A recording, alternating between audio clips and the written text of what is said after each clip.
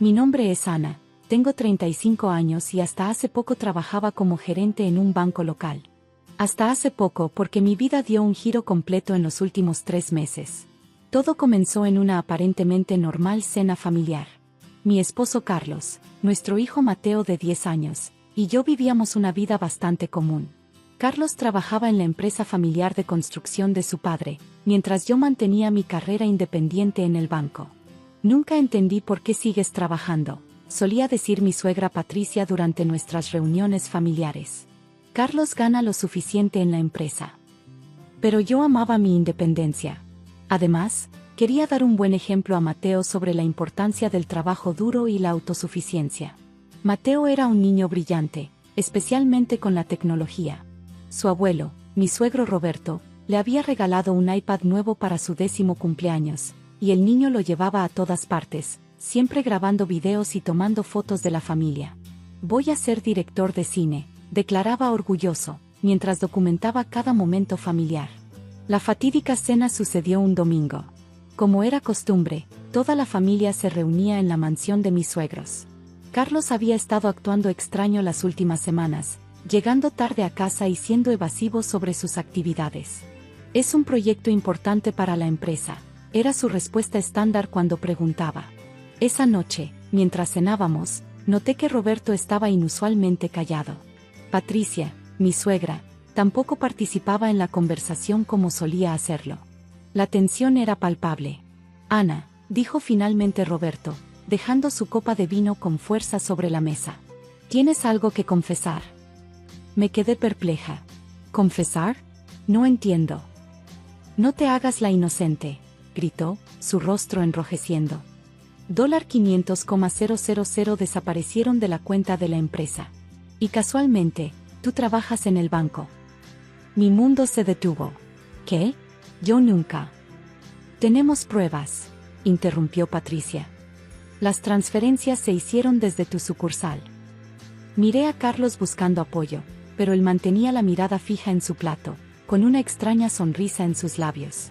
Yo no tuve nada que ver con eso, dije firmemente. Ni siquiera tengo acceso a las cuentas corporativas. Mientes, rugió Roberto. Carlos nos mostró los documentos. Tu firma está en las transferencias. Mi cabeza daba vueltas. ¿Mi firma? Imposible. Además, continuó Patricia con veneno en su voz, hemos notado cómo vives por encima de tus posibilidades últimamente. Esa nueva camioneta. ¿Camioneta? Yo no he comprado ninguna. Basta de mentiras, gritó Roberto. Has traicionado la confianza de esta familia. Llamaré a la policía ahora mismo. Mateo, quien había estado silenciosamente grabando toda la cena con su iPad como de costumbre, de repente habló. Papá, ¿por qué le diste el dinero del abuelo a esa señora del vestido rojo? La que viene a tu oficina cuando mamá está trabajando. El silencio cayó sobre la mesa como una losa. Carlos, por primera vez en la noche, levantó la mirada, el color abandonando su rostro. ¿De qué está hablando el niño?, preguntó Roberto, su ira momentáneamente reemplazada por confusión. Tengo los videos, dijo Mateo, deslizando su dedo por la pantalla del iPad. Fui a visitar a papá en su oficina la semana pasada y... Dame eso, gritó Carlos, intentando arrebatar el iPad de las manos de Mateo, pero el niño ya había presionado play. En la pantalla apareció la oficina de Carlos. Una mujer elegante con un vestido rojo estaba sentada frente a su escritorio, contando fajos de billetes. ¿Estás seguro que tu padre no sospechará?, preguntaba ella. Tranquila, amor, respondía Carlos. Ya me encargué de todo. Falsifiqué la firma de Ana en los documentos. Cuando el dinero desaparezca, toda la culpa caerá sobre ella. La mujer sonreía. Eres brillante, cariño. ¿Y qué hay de tu esposa? Ana es tan ingenua. Ni siquiera ha notado que llevo meses preparando su caída. Con ella fuera del camino, podremos estar juntos. El video continuaba mostrando a Carlos y la mujer en situaciones comprometedoras, todo grabado inocentemente por Mateo durante sus visitas sorpresa a la oficina de su padre. Roberto se levantó lentamente de su silla, su rostro ahora una máscara de furia dirigida a su hijo. Carlos, ¿qué has hecho? Papá, puedo explicarlo, balbuceó Carlos. ¿Explicar qué? Interrumpió Patricia, lágrimas de rabia en sus ojos. ¿Cómo intentaste culpar a tu esposa de tu propio robo? Me mantuve en silencio, procesando todo. Las llegadas tarde, las llamadas secretas, la nueva actitud distante, todo cobraba sentido. ¿Quién es ella?, pregunté finalmente. Victoria López, respondió Mateo antes que nadie. Es la señora que maneja la constructora rival. La escuché cuando contestó su teléfono. Roberto se dejó caer pesadamente en su silla. Victoria López, la dueña de Construcciones López. Nuestra mayor competencia. No solo te robaste el dinero, dijo Roberto, su voz temblando de ira, sino que se lo diste a nuestra competencia. En ese momento, María, el ama de llaves que había trabajado para la familia durante 25 años, entró al comedor con más evidencia. Señor Roberto, encontré estos documentos en la oficina del señor Carlos mientras limpiaba. Eran contratos, correos impresos y fotografías. Todo un expediente que probaba no solo el robo, sino también el sabotaje sistemático que Carlos había estado realizando contra la empresa familiar. Había estado pasando información confidencial a Construcciones López durante meses, explicó María. Proyectos, licitaciones, contactos de clientes. Carlos, acorralado, mostró su verdadera naturaleza. Todo esto es tu culpa, me gritó. Si no hubieras estado tan ocupada con tu estúpido trabajo, nada de esto hubiera pasado. No te atrevas, intervino Patricia, sorprendiéndome con su defensa. No te atrevas a culpar a Ana por tus acciones. Roberto ya estaba al teléfono, pero no con la policía como había amenazado inicialmente. Jorge, soy Roberto. Necesito que vengas a mi casa inmediatamente. Sí, trae los documentos de la empresa. Todos ellos. Jorge era el abogado de la familia desde hace décadas. Mateo, dije suavemente a mi hijo, que seguía grabando todo, necesito que me envíes esos videos ahora mismo. Las siguientes horas fueron un torbellino de acontecimientos. Jorge, el abogado, llegó con su equipo y comenzaron a revisar toda la evidencia, los videos de Mateo, los documentos encontrados por María, y los registros de transferencias bancarias. Esto es más grave de lo que pensamos, dijo Jorge después de una hora de revisión. No solo es fraude y robo, hay evidencia de espionaje corporativo y sabotaje empresarial. Carlos, que había estado intentando escapar, fue detenido por el personal de seguridad de la mansión.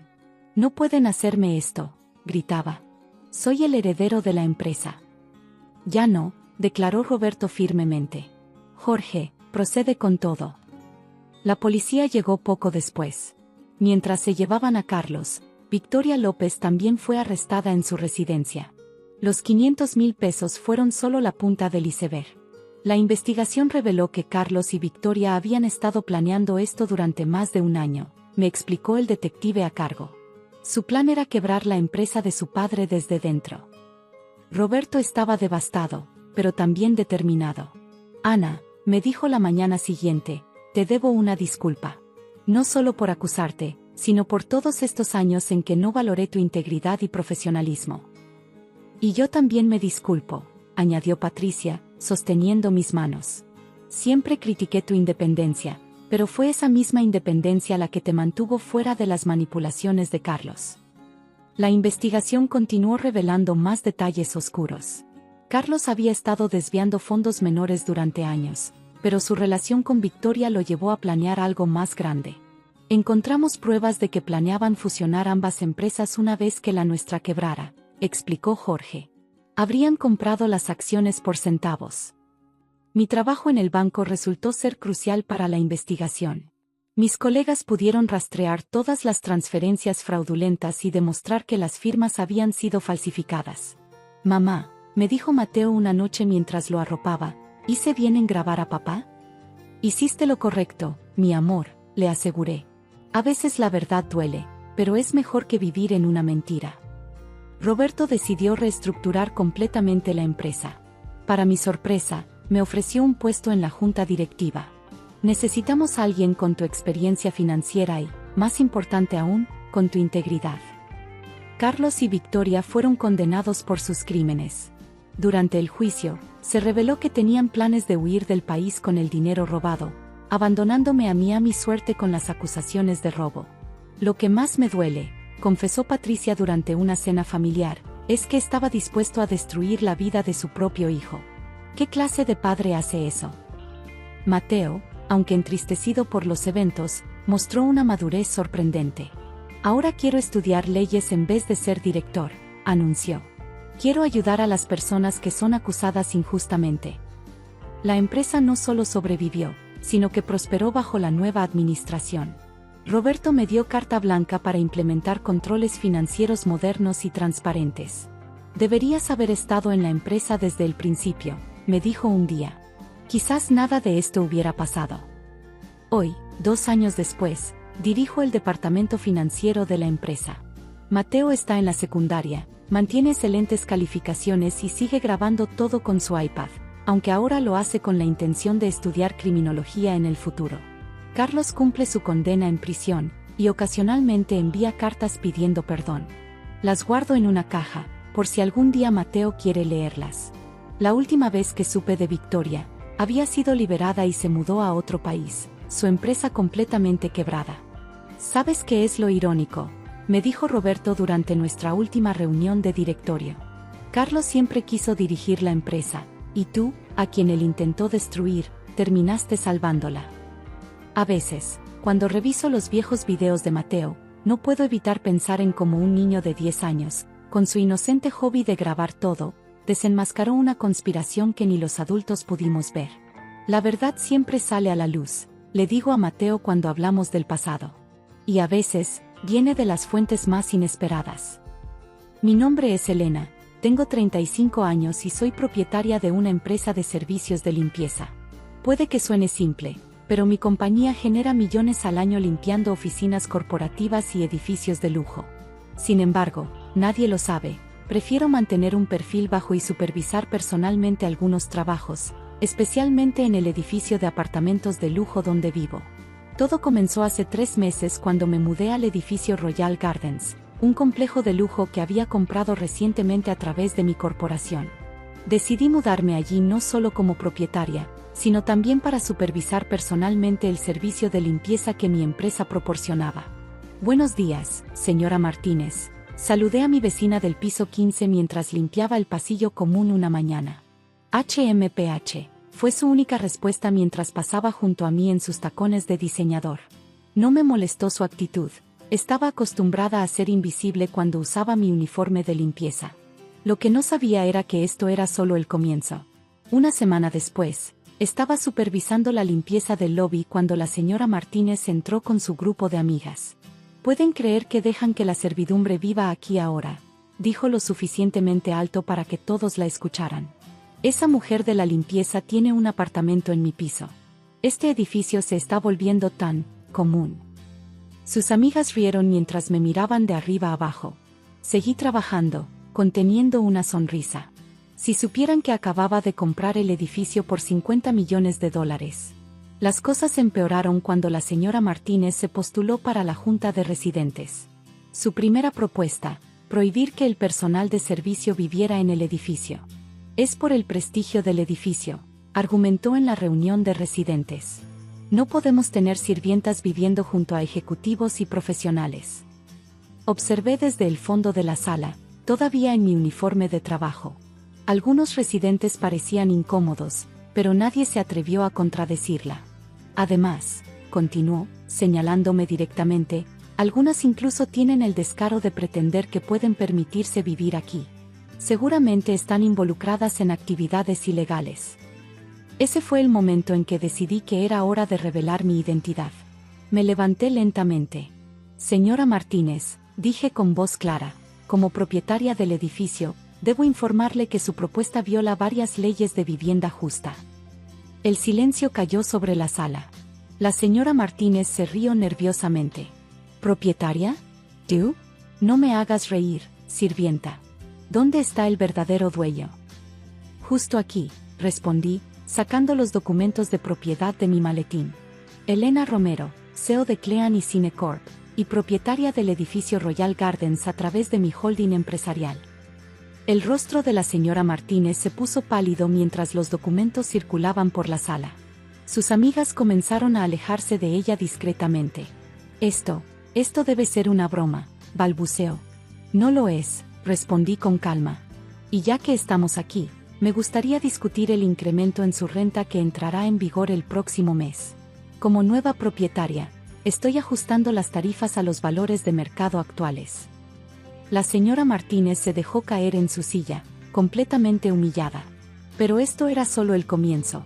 Tenía planes mucho más grandes para transformar el edificio y enseñar algunas lecciones sobre el respeto y la dignidad del trabajo. Las siguientes semanas prometían ser muy interesantes. La noticia de que era la propietaria del edificio se extendió como pólvora. De repente, los mismos residentes que antes me ignoraban ahora me saludaban efusivamente. Todos excepto la señora Martínez y su pequeño círculo de amigas leales. Una mañana, mientras revisaba el trabajo de limpieza en el vestíbulo, escuché una conversación que me llamó la atención. «Tiene que haber algo ilegal», susurraba la señora Martínez a su amiga. «Nadie pasa de sirvienta a millonaria así como así. Mi esposo es abogado, y vamos a investigar cada detalle de su compañía». Sonreí para mis adentros. Que investiguen, mis negocios estaban impecables.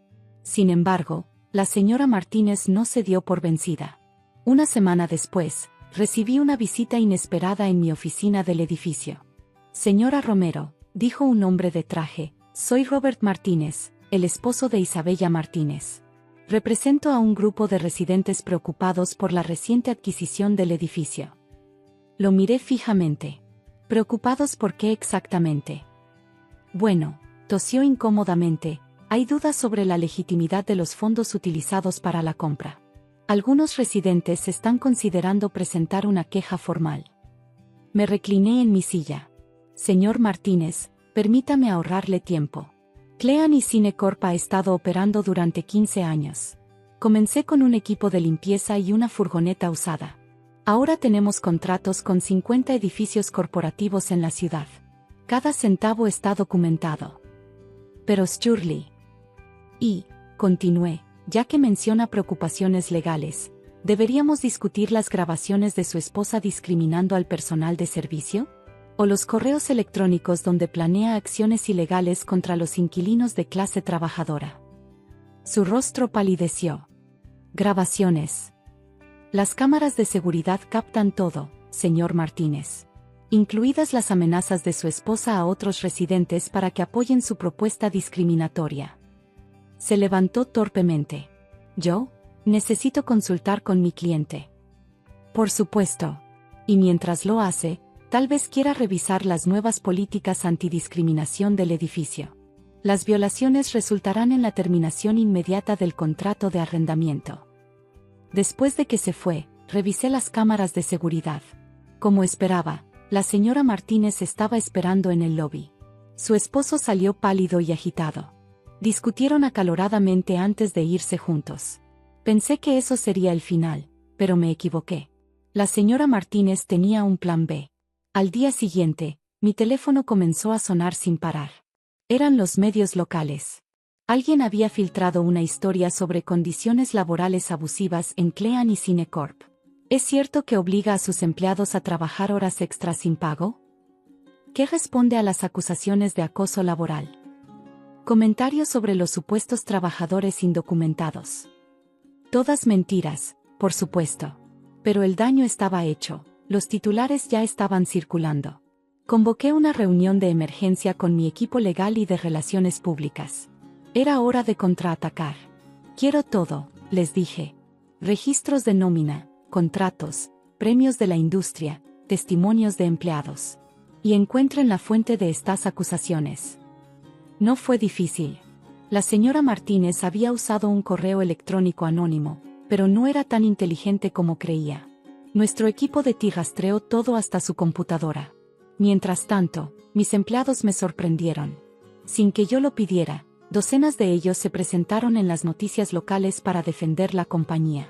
«Elena no es solo nuestra jefa», dijo María, una supervisora con 10 años en la empresa. «Ella empezó limpiando con nosotros. Pagó mi tratamiento contra el cáncer cuando no tenía seguro. Paga por la universidad de nuestros hijos. ¿Abusiva? Es la mejor jefa que hemos tenido». Las redes sociales se llenaron de historias similares. La narrativa comenzó a cambiar. Pero yo tenía unas bajo la manga. Algo que la señora Martínez nunca vio venir. Señora Romero, interrumpió mi asistente, están aquí. Hazlos pasar, respondí, preparándome para el siguiente acto de esta historia.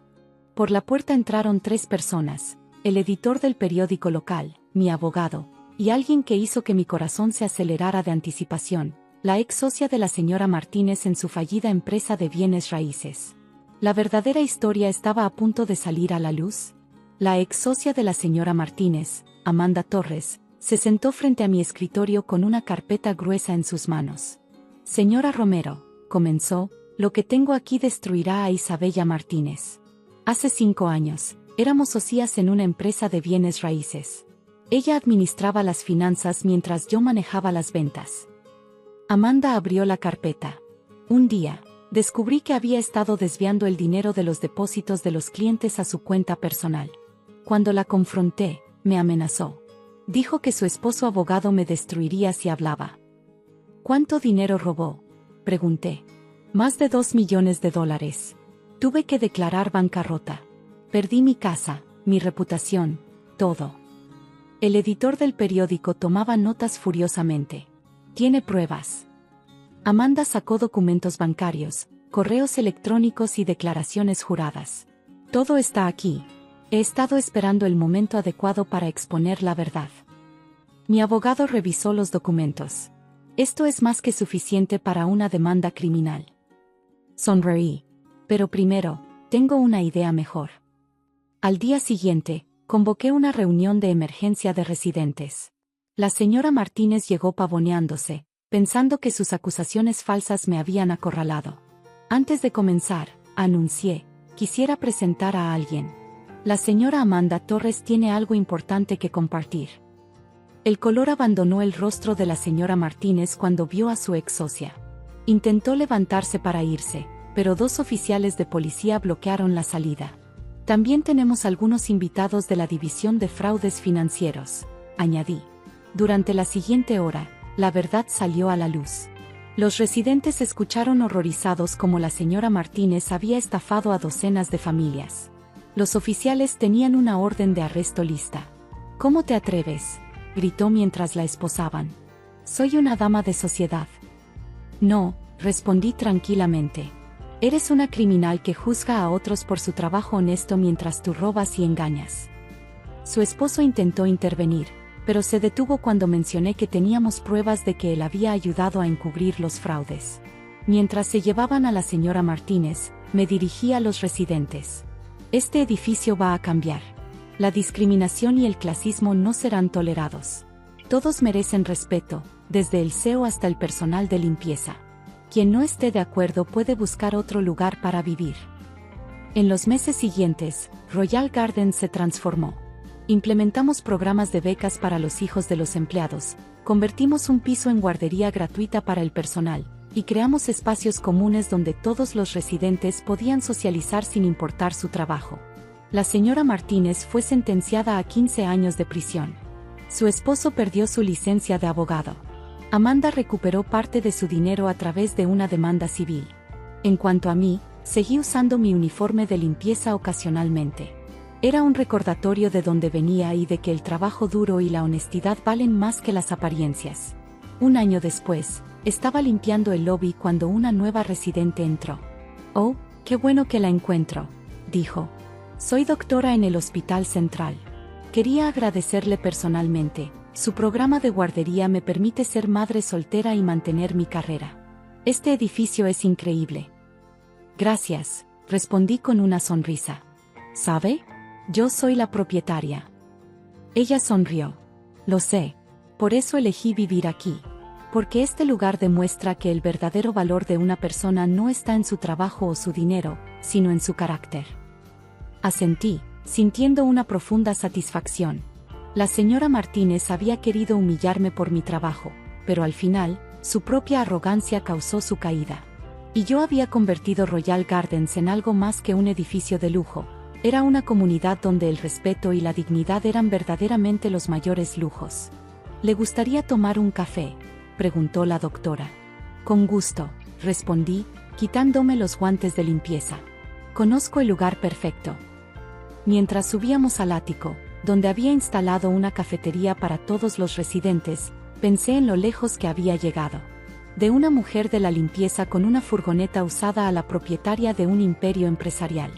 Pero más importante que el dinero o el éxito era la lección que había enseñado, que la verdadera clase no tiene nada que ver con la cuenta bancaria o el trabajo de una persona, sino con cómo trata a los demás. Y esa es una lección que vale más que todos los edificios de lujo del mundo.